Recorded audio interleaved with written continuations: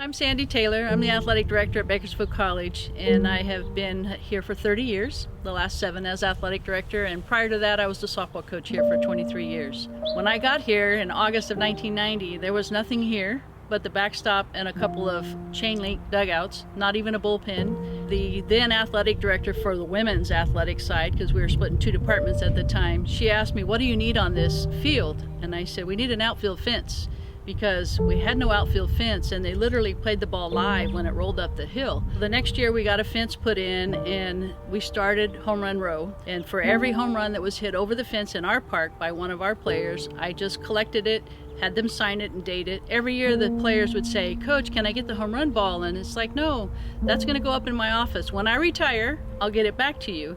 And so now I'm retiring, so I've been trying to get it back to all those players.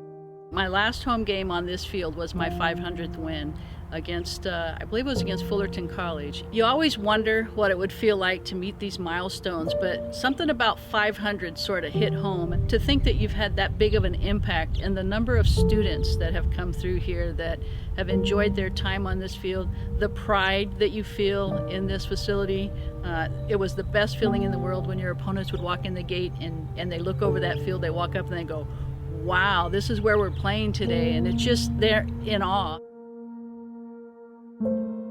So as I sit here, I think about the first time I attended a BC football game in September of 1990, the very last seat, because that's the last time the stadium was sold out. And I remember sitting up there looking around and just in awe and amazement of what BC football was all about. Of course, I've learned to appreciate even more as the athletic director and what it takes to put on a football season. Last summer we were watching them put the turf in and the Mondo track, and it's amazing to think that you had anything to do with it, and to think I had a little part of it is going to be something I'll cherish for a lifetime. I remember standing down on the field watching fireworks after the homecoming game. I got a text from a coach that I coached against, and she was watching it on our live stream, and she said, "Bakersfield does it right."